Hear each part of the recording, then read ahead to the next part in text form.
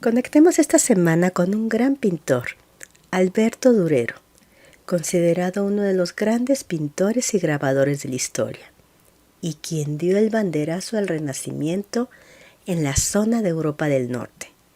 Nació en Nuremberg, Alemania. Esta ciudad, en el año 1500, vivía su era dorada. Era rica en población y en bienes, pues sus relaciones comerciales tendían una densa red por toda Europa. Ejemplo de esto es el suministro de plata que se vendió para acuñar la moneda veneciana. Su padre, de nombre Alberto, años antes de que naciera el artista, se había trasladado de Hungría a Nuremberg después de aprender en Países Bajos el oficio de orfebre. Tenía grandes sueños de crecer profesional y económicamente por esta zona, y tuvo razón. Y fue en esta estabilidad económica que nació su tercer hijo, llamado igual que él, Alberto, en el año 1471, quien al tener solo 13 años, entró como aprendiz en el taller de orfebrería de su padre. Este oficio le mostró que debía tener exactitud en los detalles, la precisión de la forma grabada en metal, dado que al grabar en este material no hay manera de corregir, y esto se va a ver manifestado en los dibujos detallistas y precisos que realizó el pintor a lo largo de su vida. Su padre, siempre orgulloso de su hijo pródigo, lo apoyó enviando a su hijo al taller más prestigioso de Nuremberg, donde aprendería todas las técnicas como xilografía para libros, bocetos de artesanía y vidrieras, retratos para altares o diversos temas. A diferencia de la biografía de otros artistas, los eventos de la vida de Alberto Durero son muy fáciles de reconstruir gracias al hábito del propio artista de llevar diarios y cuadernos de apuntes detallados. Y por eso sabremos de sus múltiples viajes, pero principalmente los realizados a Italia, en donde conoció a Da Vinci, Bellini y más artistas. Además de sus notas, siempre se preocupó por firmar y datar la mayoría de sus obras, que nos lleva a concluir que era plenamente consciente de su fama y confiaba en que le sobreviviría. Otra gran disciplina que tenía era el hecho de archivar cuidadosamente toda su correspondencia personal, siendo otra fuente de información histórica sobre el artista, como lo son, por supuesto, las obras que todavía existen y que incluyen más de 2000 dibujos, 34 acuarelas, 108 calcografías y aguardientes, además de gran cantidad de autorretratos, retratos, pintura religiosa, paisajes, etc.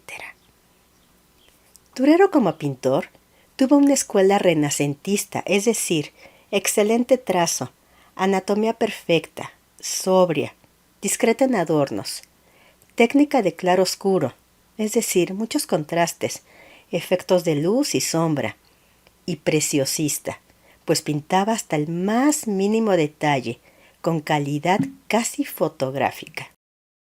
Fue iniciador del género de autorretrato. El primer autorretrato realizado con gran belleza fue cuando solo tenía 13 años. Lo interesante es que ya no pudo parar. Existen diferentes autorretratos a lo largo de su vida. Uno de ellos es el que vemos en la imagen. Observa el detalle de las telas, su cabello rizado, el paisaje en la ventana. Observa su gesto. Ve el preciosismo en cada uno de los elementos. Ahora vayamos a la obra del centro de la imagen, realizada en 1514. Se trata de un grabado de nombre Melancolía. Tiene dos explicaciones.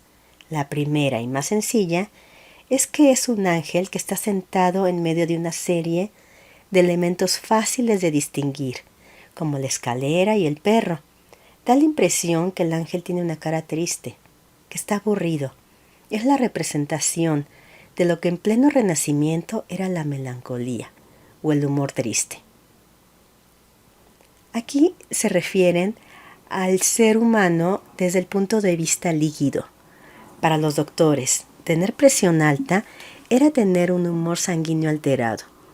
Los doctores veían el color de las personas. Cuando era humor amarillo era que el hígado fallaba. Cuando alguien se enojaba mucho, se hablaba de humor negro. Aquí, el humor triste se refiere a que induce a la tristeza y por lo tanto exaltar el lado negativo y depresivo.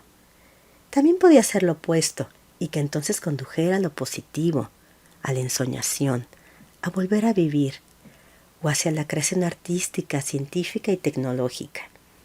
Este grabado conduce a lo positivo, ensoñación y creación. En la segunda explicación, y más compleja, nos iremos elemento por elemento. No es un ángel, aunque tenga alas. Es una representación del genio humano que echa a volar las alas de la imaginación. A la izquierda hay un perro famélico, emblema de la fidelidad. Gran cantidad de pequeñas cosas alrededor. Empezaremos por el poliedro, que hace referencia a la geometría. Abajo del perro hay una esfera. También hace referencia a la geometría. Entre el perro y la esfera hay algo que parece ser un perfumero. Podría ser para incienso. Al lado izquierdo del poliedro hay una hornilla. A los pies del ángel hay un mortero del siglo XVI. El perfumero, la hornilla y el mortero hacen alusión a la alquimia, como precursora de la química. A los pies del ángel hay un serrucho, clavos, tablas, martillo. Hacen alusión a la construcción y a la carpintería. El genio humano está en posición especial, la cara apoyada en la mano, la mirada en aspecto de ensoñación, y en la mano de escribir tiene un compás, por lo que está pensando en resolver un problema o en crear algo, pero aún no lo logra. Por eso la cara de enojado. Por detrás del ángel hay otros elementos. Vamos de izquierda a derecha. Hay un mar, que es el mar de estudios, conocimientos, de trabajos, de ensayos y de errores, que cuesta llegar al éxito. El mar termina en un cielo que termina en una estrella refulgente, que representa el éxito. Y está en el cielo porque el conocimiento verdadero y absoluto solo pertenece a Dios. Pero Dios nos dio todas las herramientas para conseguir ese conocimiento. Nos dio las ciencias, que es la geometría, la construcción, el genio y la capacidad de utilizar el cerebro. Ese pacto entre Dios y el hombre está representado por el arco iris. Sostiene el letrero un murciélago, emblema de la noche, que es la oscuridad, que es la falta de conocimiento. La escalera es la del conocimiento que se tendrá que ir subiendo peldaño a peldaño. Una balanza, símbolo inequívoco de la justicia. Debajo de la balanza hay un amorcillo, que es la representación de la paciencia. Para lograr el éxito se debe tener paciencia. Un reloj de arena representa el inevitable transcurrir del tiempo. Se tiene un tiempo límite para lograr los objetivos. Una campana que sonará en el momento que alcancemos el éxito. Ahorita está tranquila, pero sonará. Todo está apoyado en una sólida construcción de piedra, que significa sólidos principios. Por último, Durero incluyó por primera vez en el arte occidental un cuadrado mágico. Estos cuadrados los usaban los indios hace 4000 años, pero ellos los llamaban Kubera Kolam. Los creaban y hasta la fecha los siguen creando, colgándolos junto a la divinidad de cada casa, ya que se considera que se ha realizado un esfuerzo físico y mental para asegurar la protección de ese dios. Hoy en día se practican en sudokus. El primer cuadrado mágico occidental lo hizo Durero y dejó aquí uno en esta obra, Melancolía. Se trata de un cuadrado de cuarto orden, 4 por lado, 16 números, que acomodados en secuencia de 1 al 16, de tal manera que siempre se obtiene la constante mágica 34, sumando en filas, columnas, diagonales principales y en las 4 submatrices de 2 por 2, en las que puede dividirse el cuadrado. Además, sumando los números de las esquinas, los 4 números centrales, los 2 números centrales de las filas o columnas, primera y última, etc. Y finalmente en las 2 cifras centrales de la última fila, 1514, 1514, el año de ejecución de la obra.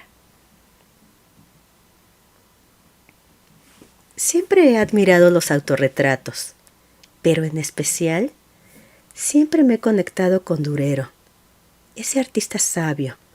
Me gusta pensar que al ver su mirada me va a transmitir esa sabiduría que tenía.